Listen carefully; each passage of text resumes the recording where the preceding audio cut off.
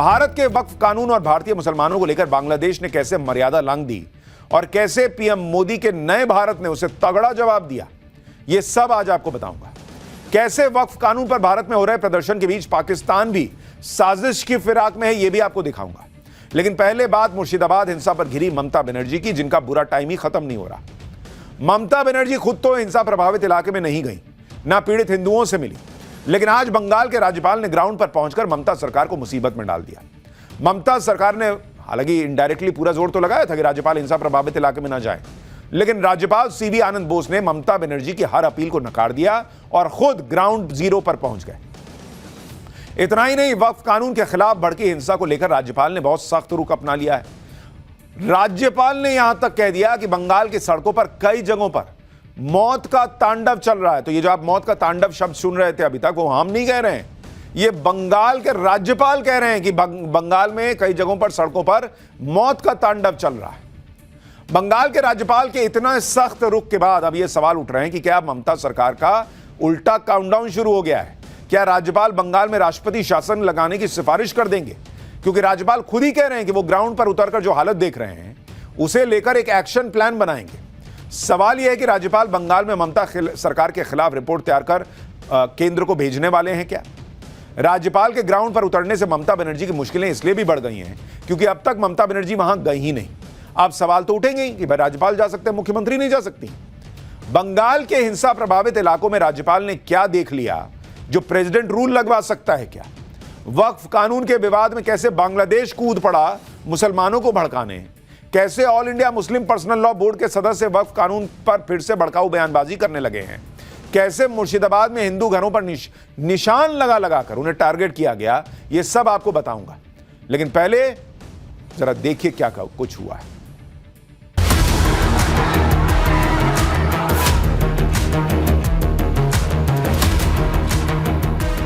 You know, the dance of death on the streets of Bengal in many places. निशानी बनाकर चिन्हित करने की कोशिश की गई थी कि यहाँ पे अटैक करना है। बोलता है कि तुम लोग को खत्म कर देंगे, साफ कर देंगे, हिंदू का निशाना नहीं रखेंगे। तेरे बाप का है कि लागू होगा और करूंगा, तू होता कौन है बे? हुकूमत को चेतावनी देना चाहता हूँ कि अपनी लक्ष्मण रेखा से बाहर ना जाए। जो हिंदुओं के ऊपर अटैक हुआ था प्री प्लान था। बंगाल में वक्फ कानून के नाम पर जिस तरह की हिंसा हुई, हिंदुओं पर हमले किए गए, हिंदुओं के घरों को जला दिया गया, वो सामान्य बात नहीं है बॉस। वक्फ संशोधन कानून के विरोध में लगातार भड़काऊ बयान दिए जा रहे हैं।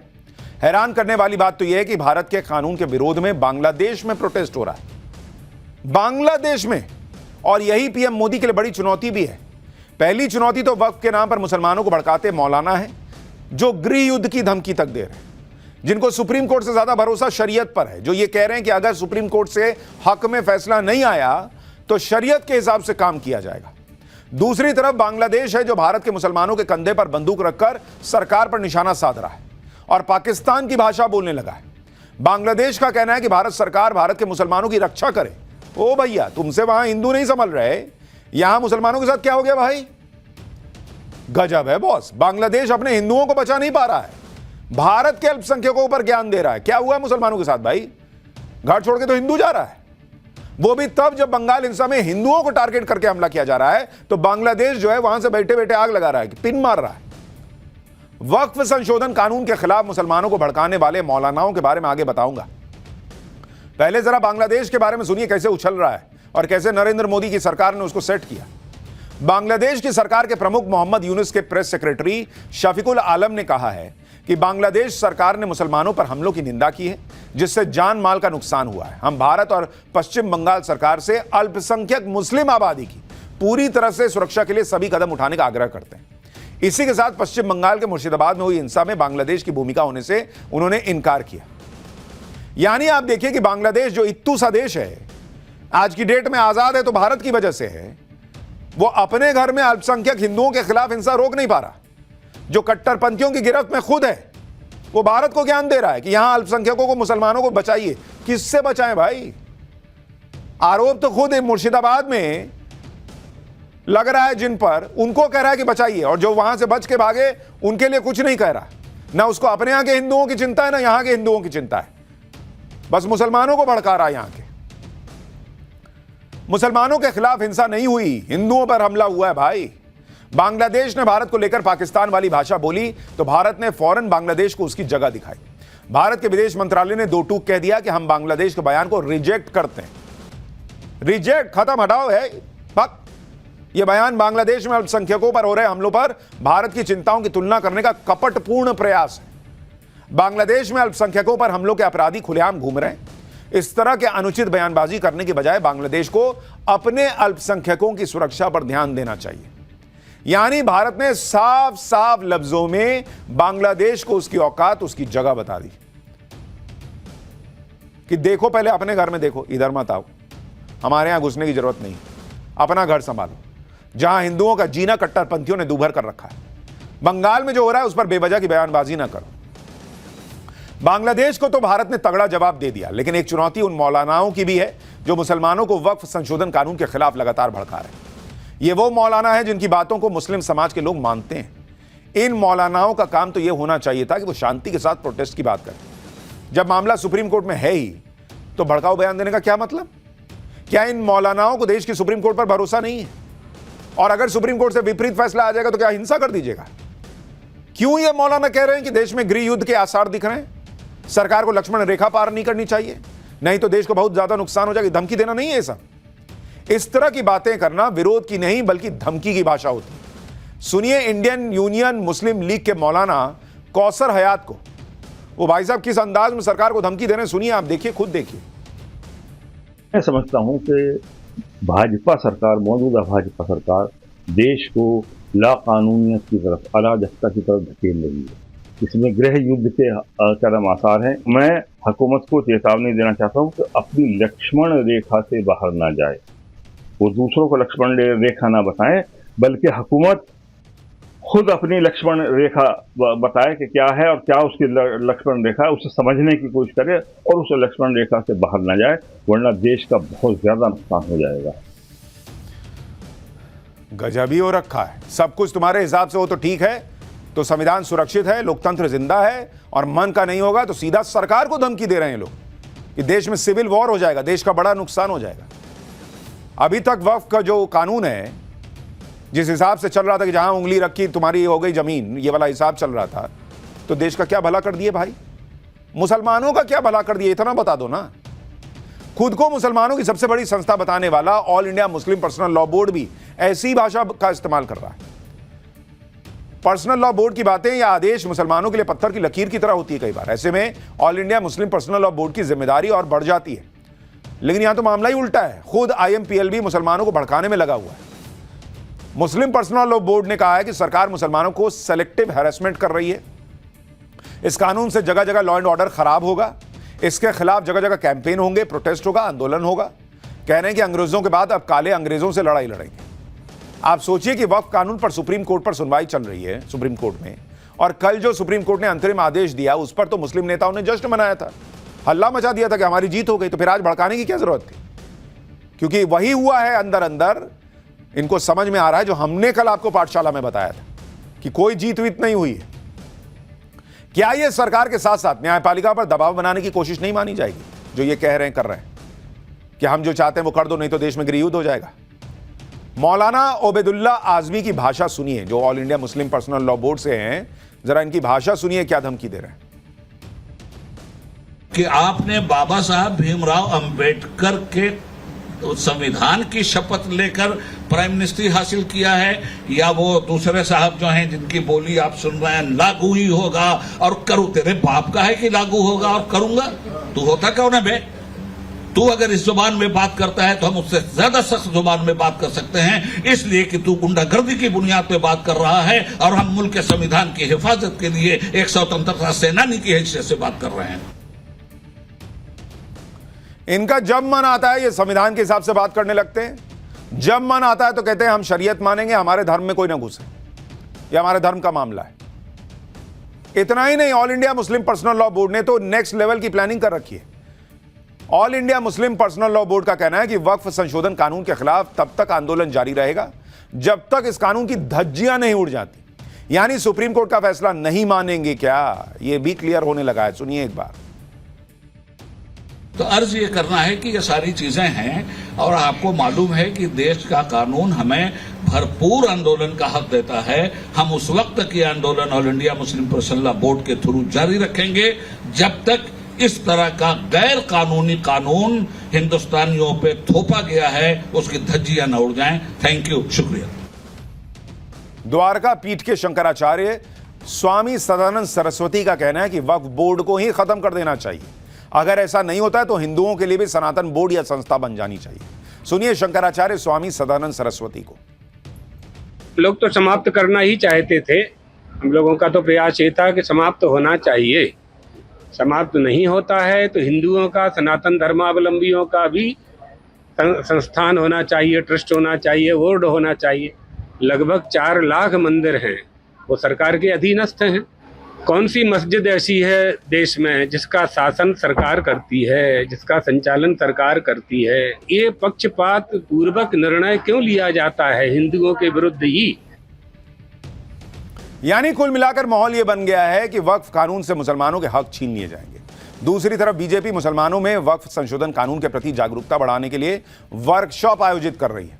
जो काम मौलानाओं को करना चाहिए वो बीजेपी कर रही है। देहरादून में बीजेपी ने वक्फ रिफॉर्म जन जागरण अभियान नाम से वर्कशॉप का आयोजन किया, जिसमें मुख्यमंत्री पुष्कर सिंह धामी भी शामिल हुए। सीएम धामी ने कहा कि वक्फ संशोधन से सुनिश्चित किया जाएगा कि वक्फ का उपयोग गरीब, पसमानदा भाइयों और मुस्लिम बहनों के कल्याण में हो। बिना धार्मिक छेड़छाड़ किए प्रदेश में वक्फ बोर्ड की एक-एक इंच जमीन की जांच और देखभाल की जाएगी। वक्फ संपत्तियों पर अवैध अतिक्रमण करने वालों के खिलाफ अभियान चलाया जाएगा। यही बात संसद में गृह मंत्री ने भी कही थी। यही बात उत्तराखंड के मुख्यमंत्री भी कह रहे हैं। लेकिन मौलानाओं और all India Muslim personal law board को तो अपना भड़काऊ नैरेटिव सेट करना है। इनको ना सरकार पर भरोसा है ना सुप्रीम कोर्ट पर भरोसा है, क्योंकि अगर भरोसा होता तो इस तरह के भड़काऊ बयान नहीं दिए जा रहे होते। इधर वक्फ बिल पर मुस्लिम संगठन और मौलाना धमकियां दे रहे हैं। बांग्लादेश अपनी टांग घुसाने का प्रयास कर रहा है। उधर बांग्लादेश बॉर्डर से जुड़े मुर्शिदाबाद में वक्फ को लेकर जो हिंसा हुई उस पर आज ममता बनर्जी बुरी तरह घिर गई, क्योंकि आज ही ग्राउंड जीरो पर एक साथ राज्यपाल भी पहुंच गए और महिला आयोग की टीम भी पहुंच गई और मानवाधिकार आयोग की टीम भी पहुंच गई। महिला आयोग की टीम ने पीड़ित महिलाओं से मुलाकात की, उनकी परेशानियों को सुना, उन्हें सुरक्षा का भरोसा दिया। महिला आयोग अब इस बातचीत के आधार पर अपनी रिपोर्ट बनाएगी। नेशनल ह्यूमन राइट्स कमीशन यानी एनएचआरसी की टीम भी मालदा में राहत कैंप में रह रहे परिवारों से मिली, वो अपनी रिपोर्ट बनाएगी। और इधर राज्यपाल भी ग्राउंड जीरो पर पहुंच रहे हैं, वो मालदा के रिलीफ कैंप में पीड़ित परिवारों से मिलेंगे, फिर वो हिंसा प्रभावित मुर्शिदाबाद जाएंगे। यानी हर तरफ से ममता बनर्जी घिरती दिख रही हैं। जो मिले हैं राज्यपाल, उसकी भी तस्वीर आपको दिखा रहे हैं।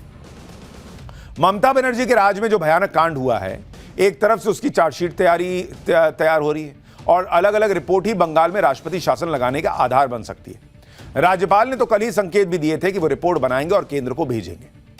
बंगाल के राज्यपाल ने कल ही राजभवन में पीड़ितों से मुलाकात की थी। पीड़ितों ने बताया जो राज्यपाल को, उसे सुनकर राज्यपाल भी दंग रह गए।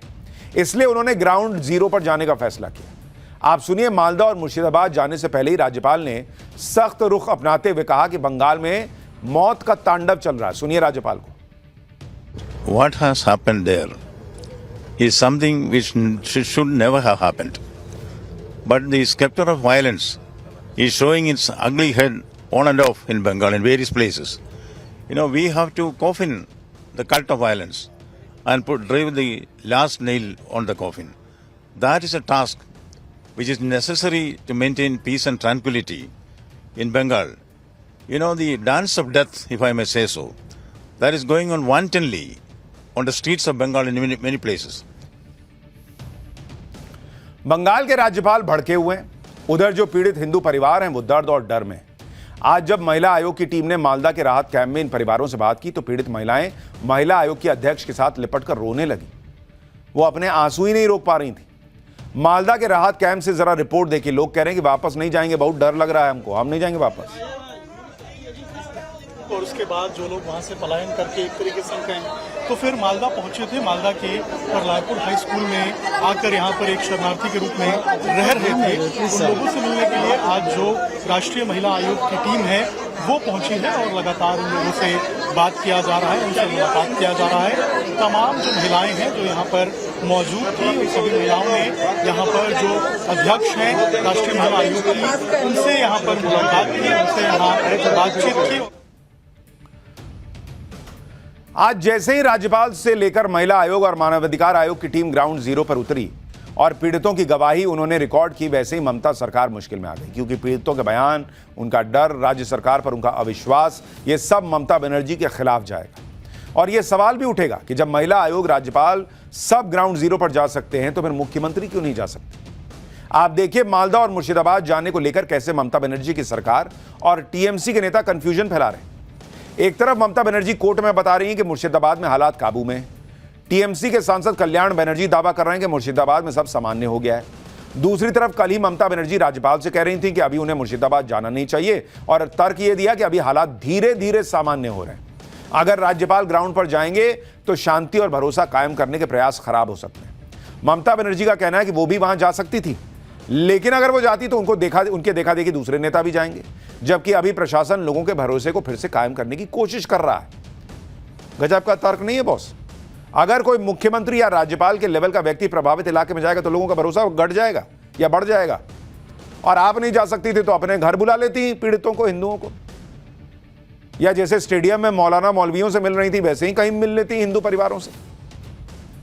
राज्यपाल या मुख्यमंत्री के जाने से तो यह मैसेज जाता कि सरकार उन्हें भूल नहीं गई है, लेकिन ममता बनर्जी अलग ही तर्क दे रही है।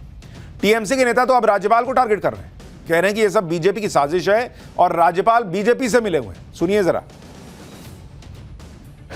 जो कुछ लोग आएगा, ये हिंसा करेगा, उसके बाद भाजपा स्टेटमेंट करेंगे, उसके बाद ये कमीशन जो है दिल्ली का सब कमीशन आएंगे, गवर्नर जाएंगे, ये एक बंगाल का एगेंस्ट में एक कैंपेन शुरू होगा, पॉलिटिकल कैंपेन शुरू होगा, धर्म के नाम पे भेदाभेद का कैंपेन शुरू होगा।